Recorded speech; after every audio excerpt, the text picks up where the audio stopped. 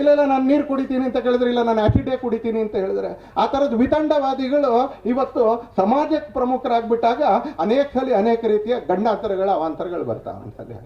ಆಗ ನಮ್ಮನ್ನು ಬದುಕಿಸೋದು ಯಾವುದು ಅಂತ ಕೇಳಿದ್ರೆ ಸದಾಚಾರಗಳು ಅಂತ. ಮಾಡಿದವನಿಗೆ ನಷ್ಟವೇ ಹೊರತು ಸಮಾಜಕ್ಕೆ ಏನೂ ನಷ್ಟ ಆಗೋದಿಲ್ಲ ಅಂತಲೇ. ಶಿವರಾತ್ರಿ ದಿನ ಮಾಡಬಾರ್ದು ಉಪವಾಸ ಅಂತ ಇಲ್ಲ, ನಾನು ಮಾಡೇ ಮಾಡ್ತೀನಿ ಅಂತ ಹೊರಟ್ರೆ, ಅದಕ್ಕೂ ವಿಚಿತ್ರವಾಗಿಲ್ಲ ನಾನು ಸ್ಮಶಾನದಲ್ಲೇ ಊಟ ಮಾಡ್ತೀನಿ ಅಂತ ಹೊರಟ್ರೆ ಅನ್ಸಲಿ. ಇಲ್ಲ ಇಲ್ಲ ನಾನು ಸ್ಮಶಾನದಲ್ಲಿ ಊಟ ಮಾಡೋದಲ್ಲ, ಸ್ಮಶಾನದಲ್ಲೇ ಮದುವೆನೂ ಮಾಡಿಸ್ತೀನಿ ಅಂತ ಹೊರಟ್ರೆ ಅನ್ಸಲಿ. ಆ ಥರದ ಒಂದು ವಿಚಿತ್ರ ಪ್ರಕೃತಿ ಬೆಳೀತಾ ಇರತಕ್ಕಂಥ ಒಂದು ಸಾಮ್ರಾಜ್ಯದಲ್ಲಿ ನಾವು ಕೂತ್ಕೊಂಡಿದ್ದೀವಿ ಅಂತಲೇ. ರಾಜಕೀಯ ಭಿನ್ನತೆಗಳು 100 ಥರ ಇರ್ಬೋದು. ಈ ದೇಶದಲ್ಲಿ ಇನ್ನೂ 10 ಪಾರ್ಟಿ ಬರುತ್ತೆ. ಇರೋ ಪಾರ್ಟಿ ಸೋಲುತ್ತೆ, ಸೋತಿರೋ ಪಾರ್ಟಿ ಬರುತ್ತೆ, ಪಾರ್ಟಿಗಳು ವಿಲೀನ ಆಗ್ತವೆ, ಪಾರ್ಟಿಗಳು ನಷ್ಟ ಆಗ್ತವೆ, ವ್ಯಕ್ತಿಗಳ ಹೆಸರಿಂದ ಇರತಕ್ಕಂಥ ರಾಜಕೀಯ ಪಕ್ಷಗಳು ಹಾಳಾಗಿ ಹೋಗ್ತವೆ ಯಾವುದೋ ಒಂದು ಹಂತದಲ್ಲಿ. ಜಾತಿ ಹೆಸರಲ್ಲಿ ಬಂದಿರತಕ್ಕಂಥ ಪಕ್ಷಗಳು ಆ ಜಾತಿಯ ತಾಕತ್ತು ಕಡಿಮೆ ಆದಾಗ ಅವು ಕೂಡ ಲುಪ್ತ ಆಗಿ ಹೋಗ್ತವೆ. ಆದರೆ ಅದಾದಮೇಲೆ ಸತ್ಯ ಒಂದು ಉಳ್ಕೊಂಡಿರುತ್ತೆ, ಸದಾಚಾರ ಉಳ್ಕೊಂಡಿರುತ್ತೆ ಅಂತ. ಸತ್ಯ ಉಳ್ಕೊಳ್ಳುತ್ತೆ. ಸತ್ಯ ಯಾಕೆ ಉಳ್ಕೊಳ್ಳುತ್ತೆ ಅಂತ ಕೇಳಿದ್ರೆ ಸದಾಚಾರ ಉಳ್ಕೊಳ್ಳುತ್ತೆ. ಆ ಸದಾಚಾರ ಮತ್ತು ಸತ್ಯ ಉಳ್ಕೊಳ್ಳೋ ಕಾರಣಕ್ಕೆ ಒಂದು ದೇಶನೂ ಉಳ್ಕೊಳ್ಳುತ್ತೆ, ಒಂದು ಧರ್ಮನೂ ಉಳ್ಕೊಳ್ಳುತ್ತೆ ಅಂತಲೇ. ಅದನ್ನು ಕೆಡವಬೇಕು ಅಂತ ನೀವು ನವರಾತ್ರಿ ಮಾಡ್ತೀರಲ್ಲ, ನೀವು ಚಾಮುಂಡಿನ ಪೂಜೆ ಮಾಡ್ತೀರಲ್ಲ, ನಮಗೆ ರಾವಣ ದೇವರು, ರಾವಣ ದೈವ ಭಕ್ತ ಅಲ್ಲ ಅಂತ ಹೇಳಲಿಲ್ಲ ಯಾರು, ರಾವಣ ಶಿವಭಕ್ತ ಅಂತ ಹೇಳಲಿಲ್ಲ ಅಂತಲೇ. ರಾವಣ ಕೆಲವು ಮಿತಿಗಳನ್ನ ಉಲ್ಲಂಘಿಸ್ದ, ಅದಕ್ಕೋಸ್ಕರ ಸಂಹಾರ ಮಾಡ್ದ ರಾಮ ಅಂತ. ರಾವಣ ನಮ್ಮ ದೇವರು ಅಂತ ಶುರು ಮಾಡುವಂಥ ಪ್ರವೃತ್ತಿಯವರು ಇವತ್ತು ನಮ್ಮ ದೇಶದಲ್ಲಿ ಅಮಾವಾಸ್ಯೆಯ ದಿನ ಸ್ಮಶಾನದಲ್ಲಿ ಊಟ ಮಾಡಬೇಕು, ಅಮಾವಾಸ್ಯೆ ದಿನ ಮದುವೆ ಮಾಡಬೇಕು.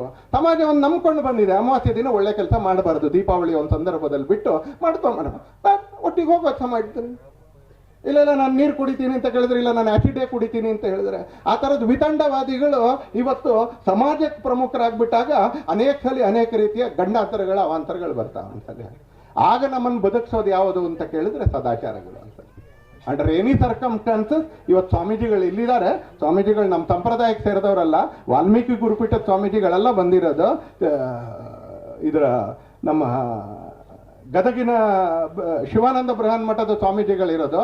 ಆದರೆ ನಮ್ದೊಂದು ಸದಾಚಾರ ಏನು ಅಂತ ಕೇಳಿದ್ರೆ, ಅಲ್ಲಿ ಒಬ್ರು ಸ್ವಾಮೀಜಿ ಬರ್ತಾರೆ ಅಂತ ಕೇಳಿದ್ರೆ ಅವ್ರು ಸಂಪಾದನೆ ಅಂತ ಮಾಡೋದಿಲ್ಲ, ಹಾಗಾಗಿ ಅವ್ರನ್ನ ನೋಡ್ಕೊಳ್ಳೋದು ಸಮಾಜದ ಕೆಲಸ ಅಂತ ತಾಯಂದ್ರೆ ಅಂಬಲಿ ತನಕ ತಗೊಂಡು ಬಂದ್ರಲ್ಲ, ಇದು ಸದಾಚಾರ. ಇದು ಸದಾಚಾರ. ಈ ಸದಾಚಾರದ ಕಾರಣಕ್ಕೆ ಸತ್ಯ ಉಳ್ಕೊಳ್ಳುತ್ತೆ, ಆ ಸತ್ಯದ ಕಾರಣಕ್ಕೆ ಧರ್ಮ ಉಳ್ಕೊಳ್ಳುತ್ತೆ, ಸತ್ಯ ಮತ್ತು ಧರ್ಮದ ಕಾರಣಕ್ಕೆ ಒಂದು ಸಂಸ್ಕೃತಿ ಮತ್ತು ಒಂದು ದೇಶ ಕೂಡ ಉಳ್ಕೊಳ್ಳುತ್ತೆ ಅಂದಲೇ. ಉಳ್ಕೊಳ್ಳುತ್ತೆ.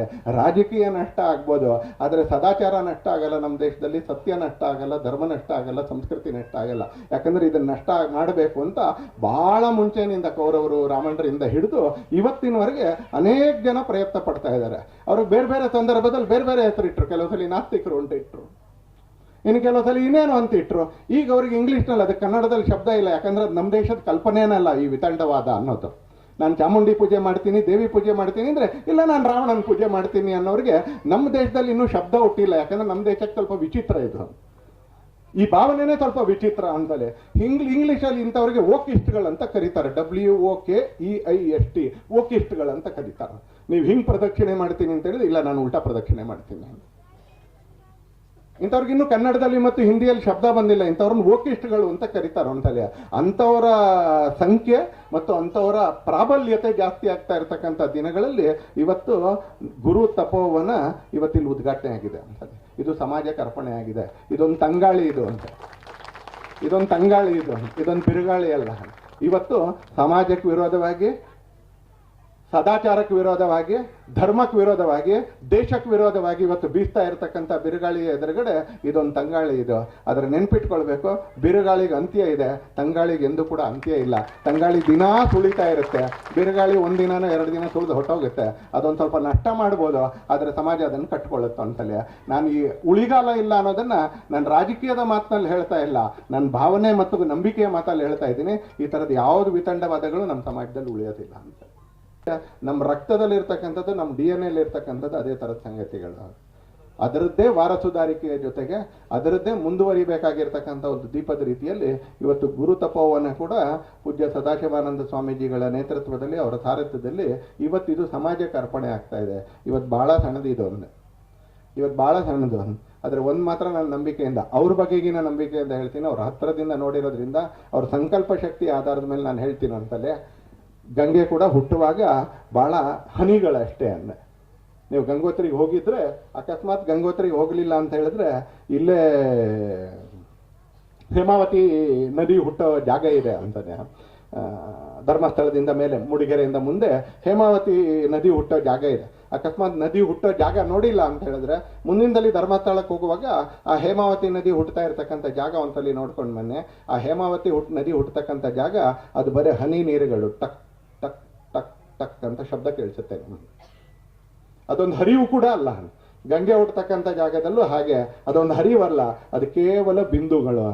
ಆದರೆ ಅದೇ ಗಂಗೆ ನೀವು ಪ್ರಯಾಗರಾಜದಲ್ಲಿ ನೋಡಿದ್ರೆ, ಅದೇ ಗಂಗೆ ನೀವು ಪಟ್ನದಲ್ಲಿ ನೋಡಿದ್ರೆ, ಅದೇ ಗಂಗೆ ನೀವು ಕಲ್ಕತ್ತಾದಲ್ಲಿ ನೋಡಿದ್ರೆ, ಇದೇನಾ ಗಂಗೆ ನಾನು ಗಂಗೋತ್ರಿಲಿ ನೋಡ್ಕೊಂಡು ಬಂದಿದ್ದು ಅಂತ ಅನ್ಸುತ್ತೆ. ಇಲ್ಲಿಂದ ಒಂದು 2 ವರ್ಷದ ನಂತರ, ಇಲ್ಲಿಂದ ಒಂದು 5 ವರ್ಷದ ನಂತರ, ಇಲ್ಲಿಂದ ಒಂದು 10 ವರ್ಷದ ನಂತರ, ಇಲ್ಲಿಂದ ಒಂದು 50 ವರ್ಷದ ನಂತರ ಈ ಗುರು ತಪೋವನಕ್ಕೆ ಬಂದಿರತಕ್ಕಂಥವ್ರಿಗೆ ನಾನು ನಿಶ್ಚಿತವಾಗಿ ಹೇಳಬಲ್ಲೆ, ಸ್ವಾಮೀಜಿಗಳ ಸಾತ್ವಿಕ ಶಕ್ತಿಯ ಆಧಾರದ ಮೇಲೆ, ಅವ್ರಿಗಿರ್ತಕ್ಕಂಥ ಸತ್ಯದ ಆಧಾರದ ಮೇಲೆ, ಅವ್ರಿಗಿರ್ತಕ್ಕಂಥ ಸಂಕಲ್ಪ ಶಕ್ತಿಯ ಆಧಾರದ ಮೇಲೆ ನೀವೇ ನಿಬ್ಬೆರಗಾಗುವಂಥ ರೀತಿಯಲ್ಲಿ ಸಮಾಜೋಪಯೋಗಿ ಈ ಜಾಗ ಅದು ಉಪಯೋಗ ಆಗುತ್ತೆ. ಇಲ್ಲಿ ಇವತ್ತು ಭಕ್ತಿ ದಾಸೋಹ, ಇವತ್ತು ಅನ್ನದಾಸೋಹ, ಇವೆರಡೇ ನಡೀತಾ ಇರಬಹುದು ಅಂತಲೇ. ಆದರೆ ಇಲ್ಲೊಂದು ರಾಷ್ಟ್ರೀಯತೆಯ ದಾಸೋಹ ಕೂಡ ನಡೆಯುತ್ತೆ, ಇಲ್ಲೊಂದು ವೈಚಾರಿಕತೆಯ ದಾಸೋಹ ಕೂಡ ನಡೆಯುತ್ತೆ, ಭಾರತ ನಿಷ್ಠವಾಗಿರ್ತಕ್ಕಂಥ, ಹಿಂದೂ ನಿಷ್ಠವಾಗಿರ್ತಕ್ಕಂಥ ದಾಸೋಹ ನಡೆಯುತ್ತೆ. ಅದು ಭಾರತ ನಿಷ್ಠವಾಗಿರುತ್ತೆ, ಅದು ಹಿಂದೂ ನಿಷ್ಠವಾಗಿರುತ್ತೆ ಅಂತಲೇ. ಅದು ಎಲ್ಲರನ್ನ ಒಳಗಾಗ್ತಕ್ಕಂಥ ದಾಸೋಹ ಆಗುತ್ತೆ, ಯಾರನ್ನೂ ಬೇರೆ ಅನ್ನುವಂಥ ದಾಸೋಹ ಅಲ್ಲ, ಎಲ್ಲರನ್ನೂ ಒಳಗೆ ತಕ್ಕೊಳ್ಳತಕ್ಕಂಥ ದಾಸೋಹ ಆಗುತ್ತೆ. ಯಾಕಂದ್ರೆ ಶಿವ ಅನ್ನೋದು ಇದೆಯಲ್ಲ, ಆ ಶಿವ ಅನ್ನೋದು ಎಲ್ರಿಗೂ ಸೇರಿದವನು. ಶಿವ ಯಾವ ಜಾತಿಗೆ ಸೇರಿದವನು ಅಂತಾನೆ. ಯಾವ ಜಾತಿಯಲ್ಲಿ ಶಿವನನ್ನು ಆರಾಧನೆ ಮಾಡುವಂಥವ್ರು ಇಲ್ಲ ಅಂತ ಯಾವುದಾದ್ರೂ ಒಂದು ಜಾತಿ ಹೇಳಿ ಅಂತಲೇ. ಯಾವುದೇ ಜಾತಿ ಇಲ್ಲ, ಎಲ್ಲ ಜಾತಿಯಲ್ಲೂ ಶಿವನ ಆರಾಧನೆ ಮಾಡೋರು, ದೇವಿನ ಆರಾಧನೆ ಮಾಡೋರು ಎಲ್ಲ ಜಾತಿಗಳಲ್ಲೂ ಕೂಡ ಇದ್ದಾರೆ. ಹಾಗೆ ಶಿವ ಎಲ್ಲರಿಗೂ ಸೇರಿದವನು. ಹಾಗೆ ಶಿವನ ಹೆಸರಿನಲ್ಲಿ ಆರಾಧನೆ ಮಾಡ್ತಾ ಇರ್ತಕ್ಕಂಥ ವ್ಯವಸ್ಥೆ ಕೂಡ ಅದು ಎಲ್ರಿಗೂ ಕೂಡ ಸೇರಿದವರು. ಹಾಗೆ ಇಲ್ಲೆಲ್ರಿಗೂ ರಾಷ್ಟ್ರೀಯತೆಯ, ಇಲ್ಲೆಲ್ರಿಗೂ ವೈಚಾರಿಕತೆಯ, ಇಲ್ಲೆಲ್ರಿಗೂ ಆಧ್ಯಾತ್ಮಿಕತೆಯ ದಾಸೋಹ ಕೂಡ ಬರೋ ದಿನಗಳಲ್ಲಿ ಇದು ಇಲ್ಲಿಂದ ನಿರ್ವಹಣೆ ಆಗೋದಿದೆ, ಇಲ್ಲಿಂದ ಸಿಗೋದಿದೆ ಅಂತಲೇ. ಇವತ್ತು ನೋಡಿರ್ತಕ್ಕಂಥವ್ರು ಹರಿಸ್ಬಿಟ್ಟು ಹೋಗೋಣ ಅಂತಲೇ, ಒಳ್ಳೇದಾಗಲಿ ಅಂತ ಹರಿಸೋಣ ಅಂತಲೇ. ಯಾಕಂದರೆ ಊಟ ಮಾಡಿದ ಮೇಲೆ ಒಳ್ಳೇದಾಗಲಿ ಅಂತ ಹರಿಸ್ಬೇಕು, ಅದು ಕರ್ತವ್ಯ ಅಂತಲೇ. ಇದಕ್ಕೆ ನಾವು ಆಧಾರವಾಗಿ ನಿಂತ್ಕೋತೀವಿ ಅಂತ ಅನ್ಕೊಳ್ಳೋಣ ಅಂತಲೇ. ಒಬ್ಬೊಬ್ರಿಗೂ ಒಂದೊಂದು ತಾಕತ್ತಿದೆ. ಆಧಾರವಾಗಿ ನಿಂತ್ಕೊಳ್ಳೋದು ಅಂದರೆ ಡೊನೇಷನ್ನೇ ಕೊಡಬೇಕು ಅಂತಲ್ಲ, ಎಲ್ರಿಗೂ ಡೊನೇಷನ್ನೇ ಕೊಡೋಕ್ಕಾಗೋದಿಲ್ಲ. ಡೊನೇಷನ್ ಕೊಡೋಕ್ಕಾಗದೇ ಇರತಕ್ಕಂಥ ತಾಯಂದರು ಅಂಬುಲಿ ತೊಗೊಂಡು ಬರ್ತಾರೆ ಅಂತ ಹೇಳಿದ್ರೆ ನಾವು ಏನಾದರೂ ಆಧಾರವಾಗಿ ನಿಂತ್ಕೋಬೋದಿಲ್ಲ, ನಾವು ಆಧಾರವಾಗಿ ನಿಂತ್ಕೊಳ್ಬೋದು ಅಂತಲೇ. ಹಾಗೆ ಈ ಮಠಕ್ಕೆ ಅನೇಕ ರೀತಿಯ ಆಧಾರ ಸ್ತಂಭಗಳಾಗಿ ನಾವು ನಿಂತ್ಕೊಳ್ಳೋಣ ಅಂತಲೇ ಈ ಕ್ಷೇತ್ರ ನಾಡಿಗೆ ಶಕ್ತಿ ತುಂಬತಕ್ಕಂಥ, ಸಮಾಜಕ್ಕೆ ಶಕ್ತಿ ತುಂಬತಕ್ಕಂಥ ಕೇಂದ್ರ ಆಗಲಿ ಅಂತ ಮಾತ್ರ ಇನ್ನೊಂದ್ಸಲಿ ನಾನು ನಿಮ್ಮೆಲ್ಲರಲ್ಲಿ ವಿನಂತಿ ಮಾಡ್ಕೊಳ್ತಾ, ಇವತ್ತಿನ ಕಾರ್ಯಕ್ರಮದಲ್ಲಿ ಬೆಳೀತಾ ಬೆಳೀತಾ ಬೆಳೀತಾ ಬೆಳೀತಾ ಹೋಯಿತು ಸಂಖ್ಯೆ ಅಂತಂದೆ, ನಿಧಾನಕ್ಕೆ ಅಂತ. ಆದರೆ ಅಂತಿಮವಾಗಿ ಇವತ್ತು ನೋಡಿದಾಗ ಆರಂಭದಲ್ಲಿ ಅನ್ಕೊಂಡಷ್ಟು ಬರ್ತಾರೋ ಇಲ್ವೋ ಅಂತ ಇತ್ತು ಅಂತಾನೆ. ಆದರೆ ಅನ್ಕೊಂಡಷ್ಟು ಬಂದರೂ ಮಾತ್ರ ಅಲ್ಲ, ಅನ್ಕೊಂಡಿದ್ದಕ್ಕಿಂತ ಜಾಸ್ತಿ ಬಂದಿದ್ದೀರಿ ಅಂತಂದೆ. ಅನ್ಕೊಂಡಿದ್ದಕ್ಕಿಂತ ಜಾಸ್ತಿ ಬಂದಿದ್ದೀರಿ. ನಾನು ಮಠಕ್ಕೆ ಸಂಬಂಧಪಟ್ಟವ್ರ ಹತ್ರ ನಾನು ಹಾರೈಸ್ತೀನಿ, ನಿಮ್ಮ ದಾಸೋಹದ ವ್ಯವಸ್ಥೆ ಕೂಡ ಅನ್ಕೊಂಡಿದ್ದಕ್ಕಿಂತ ಜಾಸ್ತಿ ಬಂದಿರೋರಿಗೆ ತಕ್ಕನಾಗಿದೆ ಅಂತ ನಾನು ಅನ್ಕೊಂಡಿದ್ದೀನಿ, ದಾಸೋಹದ ವ್ಯವಸ್ಥೆ ಕೂಡ ಅಂತಲೇ. ಹಾಗೆ ಅನ್ಕೊಂಡಿದ್ದಕ್ಕಿಂತ ಭಕ್ತಿಯ ಕಾರಣಕ್ಕೆ ಜಾಸ್ತಿ ಬಂದಿದ್ದೀರಿ ಅಂತಲೇ, ಧರ್ಮದ ಕಾರಣಕ್ಕೆ ಜಾಸ್ತಿ ಬಂದಿದ್ದೀರಿ. ನಾವು ನಂಬಿರ್ತಕ್ಕಂಥ ಸದಾಚಾರದ ಕಾರಣಕ್ಕೆ ನಾವು ಬಂದಿದ್ದೀವಿ ಇಲ್ಲಿಗೆ. ಆ ಸದಾಚಾರ, ಆ ಭಕ್ತಿ, ಆ ಧರ್ಮ ನಮ್ಮೆಲ್ಲರನ್ನೂ ಪೂಜ್ಯ ಸ್ವಾಮೀಜಿಗಳ ಸ್ವರೂಪದಲ್ಲಿ ಕಾಯಲಿ, ನಮ್ಮನ್ನು ಕಾಪಾಡಲಿ ಅಂತ ಮಾತ್ರ ಪ್ರಾರ್ಥನೆ ಮಾಡ್ತಾ ನನ್ನ ಮಾತುಗಳನ್ನ ಮುಕ್ತಾಯ. ಇವತ್ತು ರಾಜಕೀಯ ಲೆಕ್ಕಾಚಾರದ ಕಾರಣಕ್ಕೆ ಈ ವೇದಿಕೆಗೆ ಬರದೇ ಇರೋರು ಕೂಡ ಅವರು ಯೋಚನೆ ಮಾಡಬೇಕು, ನಾವು ತಪ್ಪು ಮಾಡಿದ್ದೀವಿ ಅಂತ ಯೋಚನೆ ಮಾಡಬೇಕು ಅಂತೇಳಿ. ಯಾಕಂದ್ರೆ ಕೆಲವು ಸಂಗತಿಗಳನ್ನ ನಾವು ವಿವಾದದಿಂದ ದೂರ ಇಡಬೇಕು ಅಂತೇಳಿ. ಮೊದಲನೇದು ಯಾವುದು? ತಾಯಿಯನ್ನು ವಿವಾದದಿಂದ ದೂರ ಇಡಬೇಕು ನಾವು ಅಂತಲ್ಲ. ಮಕ್ಕಳ ಗಲಾಟೆಯಲ್ಲಿ ಅಮ್ಮನ್ ಪಾರ್ಟಿ ಮಾಡಕ್ಕೆ ಅಂತ ಹೋಗ್ಬಾರ್ದು. ಯಾಕಂದ್ರೆ ಜಗತ್ತಿನಲ್ಲಿ ಮನುಷ್ಯನಿಗೆ 3 ಭಾಗ ಕೊಟ್ಟಿದ್ದಾನೆ. ಒಂದು ಮೆದುಳು ಕೊಟ್ಟಿದ್ದಾನೆ, ಒಂದು ಹೃದಯ ಕೊಟ್ಟಿದ್ದಾನೆ, ಇನ್ನೊಂದು ಕರುಳು ಕೊಟ್ಟಿದ್ದಾನೆ. ಗಂಡಸರ ಮೆದುಳಿಗೂ ಮೆದುಳು ಅಂತಲೇ ಹೆಸರು, ಹೆಂಗಸರ ಮೆದುಳಿಗೂ ಮೆದುಳು ಅಂತಲೇ ಹೆಸರು. ಗಂಡಸರ ಹೃದಯಕ್ಕೂ ಹೃದಯ ಅಂತಲೇ ಹೆಸರು, ಹೆಂಗಸರ ಹೃದಯಕ್ಕೂ ಹೃದಯ ಅಂತಲೇ ಹೆಸರು. ಆದರೆ ಕರಳು ಬಂದಾಗ ಮಾತ್ರ ಹೆಂಗರಳು ಅಂತ ಕನ್ನಡದಲ್ಲೊಂದು ಶಬ್ದ ಬರುತ್ತೆ ಅಂತಲೇ. ಯಾಕಂದ್ರೆ ಅಲ್ಲೊಂದು ಸಂವೇದನೆ ಇದೆ, ಅಲ್ಲೊಂದು ಭಾವನೆ ಇದೆ ಅಂತಲೇ. ಇಬ್ರು ಮಕ್ಕಳಿಗೂ ಅಮ್ಮಂದು ಒಂದೇ ಸಂವೇದನೆ, ಅದರಲ್ಲಿ ಒಂದು ಜಾಸ್ತಿ ಕಡಿಮೆ ಅಂತಿಲ್ಲ. ಅದು ಆಸ್ತಿ ಪೇಪರ್ ಅಲ್ಲ ಅದು. ಇಬ್ರು ಮಕ್ಕಳಿಗೂ ಒಂದೇ ಸಂವೇದನೆ. ಮಕ್ಕಳ ಜಾಗದಲ್ಲಿ ಅಮ್ಮನ ಪಾರ್ಟಿ ಮಾಡಬಾರ್ದು. ಬಳದಲ್ಲಿ ಹೋಗ್ತಾರೆ, ಅಮ್ಮ ನೀನು ಯಾರ ಪರ ಹೇಳು ಅಂತ. ಇದು ಅತ್ಯಂತ ದೊಡ್ಡ ಮಾತ್ರ ದ್ರೋಹ, ಬಿಟ್ಬಿಡ್ಬೇಕು ಒಂದ್ಸಲ. ಅಮ್ಮನ ಪಾರ್ಟಿ ಮಾಡಕ್ಕೆ ಹೋಗ್ಬಾರ್ದು. ಹಾಗೆ ದೇಶದಲ್ಲೂ ಕೂಡ ದೇಶವನ್ನು ಪಾರ್ಟಿ ಮಾಡಬಾರ್ದು, ಧರ್ಮವನ್ನು ಕೂಡ ಪಾರ್ಟಿ ಮಾಡಬಾರ್ದು. ಪಾರ್ಟಿ ಮಾಡೋಕ್ಕೆ ಅಂತಲೇ ರಾಜಕೀಯ ಇದೆ, ಪಾರ್ಟಿ ಮಾಡೋಕ್ಕೆ ಅಂತ ರಾಜಕೀಯ ಇದೆ. ಮನುಷ್ಯ ರಾಜಕೀಯ ಮಾಡಬೇಕು ಅಂತಲೇ ಸ್ವಲ್ಪ ಆಡಬೇಕಾಗತ್ತೆ, ಜಗಳ ಆಡಬೇಕಾಗತ್ತೆ ಅವನಲ್ಲೇ, ಒಂದಷ್ಟು ಕಲ್ಲು ಹೊಡಿಬೇಕಾಗತ್ತೆ. ಅವನ ಚಿಕ್ಕನ್ನಲ್ಲಿ ಸೀಬೆ ಗಿಡ ಹೊಡಿಬೇಕಾಗತ್ತೆ, ದೊಡ್ಡವರಾದ್ಮೇಲೆ ಸ್ವಲ್ಪ ಕಾಲೇಜಲ್ಲಿ ಇರಬೇಕಾದ್ರೆ ಬಸ್ ಹೊಡಿಬೇಕಾಗತ್ತೆ, ಆಂದೋಲನದ ಹೆಸರಲ್ಲಿ ಹೊಡಿಬೇಕಾಗತ್ತೆ ಕಲ್ಲು ಅಂತಲೇ, ರಾಜಕೀಯ ಮಾಡಬೇಕಾಗತ್ತೆ. ಹಾಗಂತೇಳಿ ಅಮ್ಮನಿಗೆ ಕಲ್ಲು ಹೊಡಿಯಲ್ಲ, ಹಾಗೆ ಸ್ವಾಮೀಜಿಗಳಿಗೂ ಕಲ್ಲು ಹೊಡಿಯೋಕ್ಕೆ ಅಂತ ಹೋಗ್ಬಾರ್ದು ಅಂತಲ್ಲ, ಹೋಗೋಕ್ಕೆ ಅಂತ ಹೋಗ್ಬಾರ್ದು ಅಂತಲೇ. ಎಲ್ಲೋ ಒಂದ್ ಕಡೆ ಅದು ವೃತ್ತ ಎಲ್ಲಿಂದಾದ್ರೂ ವಾಪಸ್ ಅಲ್ಲಿಗೆ ಬಂದೇ ಬರುತ್ತೆ ಅಂತಲ್ಲ, ಬಂದೇ ಬರುತ್ತೆ. ಯಾಕೆ ಅಂತ ಕೇಳಿದ್ರೆ ಅಲ್ಲೊಂದು ಸದಾಚಾರ ಇದೆ, ಆ ಕಾರಣಕ್ಕೆ ಬರುತ್ತೆ. ತಾಕತ್ತಿದೆ ಅಂತಲ್ಲ, ಶಾರೀರಿಕ ಸಾಮರ್ಥ್ಯ ಇದೆ ಅನ್ನೋ ಕಾರಣಕ್ಕಲ್ಲ, ದುಡ್ಡಿದೆ ಅನ್ನೋ ಕಾರಣಕ್ಕೋಸ್ಕರ ಅಲ್ಲ, ಜನ ಬೆಂಬಲ ಇದೆ ಅನ್ನೋ ಕಾರಣಕ್ಕೋಸ್ಕರ ಅಲ್ಲ, ಯಾವುದಲ್ಲ. ವಿದುರನ ಹತ್ರ ಇದು ಯಾವುದೂ ಇರಲಿಲ್ಲ. ರಾಜ್ಯ ಧೃತರಾಷ್ಟ್ರನ ಹತ್ರ ಇತ್ತು, ಸಿಂಹಾಸನ ಧೃತರಾಷ್ಟ್ರನ ಹತ್ರ ಇತ್ತು, ತಾಕತ್ತು ದುರ್ಯೋಧನ ಹತ್ರ ಇತ್ತು, ಆದ್ರೆ ಎದ್ದಿಂತ್ಕೊಂಡ ವಿದುರ. ಯಾಕೆ ಅಂತ ಕೇಳಿದ್ರೆ ವಿದುರನ ಹತ್ರ ಸತ್ಯ ಇತ್ತು, ಸತ್ಯ ಇತ್ತು. ಗೆದ್ದಿದ್ ಯಾರು ಅಂತ ಕೇಳಿದ್ರೆ ವಿದುರ ಯಾರ ಜೊತೆಗೆ ಹೋಗಿ ಸೇರ್ಕೊಂಡ್ರು ಅದೇ ಪಾಂಡವರು ಗೆದ್ದಿತ್ತು. ಗೆದ್ದಿದ್ ಯಾರು ಅಂತ ಕೇಳಿ ವಿಭೀಷಣ ಎದ್ದು ನಿಂತ್ಕೊಂಡಾಗ ವಿಭೀಷಣನ ಹತ್ರ ಸಾಮ್ರಾಜ್ಯ ಇರಲಿಲ್ಲ, ವಿಭೀಷಣನ ಹತ್ರ ಸಿಂಹಾಸನ ಇರಲಿಲ್ಲ, ಆದರೆ ವಿಭೀಷಣನ ಹತ್ರ ನಾನು ಸತ್ಯದ ಪರವಾಗಿ ನಿಂತ್ಕೊಳ್ಬೇಕು, ನಮ್ಮ ಅಣ್ಣ ಸೀಮೆಗಳನ್ನ ದಾಟ್ತಾ ಇದ್ದಾನೆ. ಮರ್ಯಾದಾ ಪುರುಷೋತ್ತಮ ಅಂದ್ರೆ, ಮರ್ಯಾದಾ ಅಂದ್ರೆ ಸಂಸ್ಕೃತ ಶಬ್ದ, ಹಿಂದಿ ಶಬ್ದ. ಮರ್ಯಾದೆ ಕನ್ನಡದ ಮರ್ಯಾದೆ ಅಲ್ಲ. ಮರ್ಯಾದಾ ಅಂದ್ರೆ ಒಂದು ಗಡಿ, ಮನುಷ್ಯನ ಸ್ವಭಾವಗಳಲ್ಲಿ ಒಂದು ಗಡಿ ಅಂತ ಇರುತ್ತೆ. ಈ ಗಡಿಯನ್ನು ದಾಟಬಾರ್ದು, ಯಾವುದೇ ಕೆಲಸ ಮಾಡಿದ್ರೆ ಆ ಗಡಿ ಇದಕ್ಕಿಂತ ಹೋಗ್ಬಾರ್ದು, ಇದಕ್ಕಿಂತ ಆಚೆ ಹೋಗ್ಬಾರ್ದು. ರಾವಣ ಅದಕ್ಕಿಂತ ಆಚೆ ಹೋದ. ಆ ಹೋಗಿದ್ದ ಕಾರಣಕ್ಕೆ ಸಂಸ್ಕಾರ. ಅವನು ಶಿವಭಕ್ತ ಆಗಿರ್ಲಿಲ್ಲ ಅಂತಲ್ಲ, ಅವ್ರು ರಾಮನ್ಗಿಂತ ಜಾಸ್ತಿ ಶಿವಭಕ್ತ ಅಂತ ಹೇಳ್ಬೋದ, ರಾಮನ್ಗಿಂತ ಜಾಸ್ತಿ ವಿದ್ವಾಂಸ ಅಂತ ಹೇಳ್ಬೋದ. ಆದ್ರೆ ಮಿತಿಗಳನ್ನ, ಹಾಗೆ ಇವತ್ತು ಮಿತಿಗಳನ್ನ ದಾಟತಕ್ಕಂಥ ಪ್ರವೃತ್ತಿ ಏನಿದೆ ಇದೆಲ್ಲದಕ್ಕೂ ಅಂತ್ಯ ಬಂದೇ ಬರುತ್ತೆ. ಹಾಗಾಗಿ ಈ ಕಾರ್ಯಕ್ರಮಕ್ಕೆ ಲೆಕ್ಕಾಚಾರದ ಕಾರಣಕ್ಕೆ ಯಾರು ಬಂದಿಲ್ವೋ ಅವರೆಲ್ಲರಿಗೂ ನಾನು ನಿಮ್ಮೆಲ್ಲರ ಎದುರಿಗೆ ಹೇಳ್ತೇನೆ, ನೀವು ಇಲ್ಲಿಗೆ ಬಂದೇ ಬರಬೇಕಾಗತ್ತೆ. ಅವತ್ತು ಪ್ರತಿಷ್ಠೆಗೆ ಬರದೇ ಇರಬೇಡಿ ಅವತ್ತು. ಯಾಕಂದ್ರೆ ಇದನ್ನ ಪಾರ್ಟಿ ಮಾಡಕ್ಕೆ ಅಂತ ಹೋಗ್ಬಾರ್ದು ಅಂತಾರೆ. ಇಲ್ಲಿ ತುಂಬಾ ಒಂದೇ ಪಾರ್ಟಿಯವರು ಇರ್ಬೋದು, ನಾನು ಕೆಲಸ ಮಾಡೋ ಪಾರ್ಟಿಯವರೇ ಇರ್ಬೋದು, ಆದ್ರೆ ಇದೇ ವೇದಿಕೆಯಲ್ಲಿ ಬೇರೆ ಪಾರ್ಟಿಯವರು ಕೂಡ ಇದ್ದಾರೆ ಅಂತಲ್ಲ.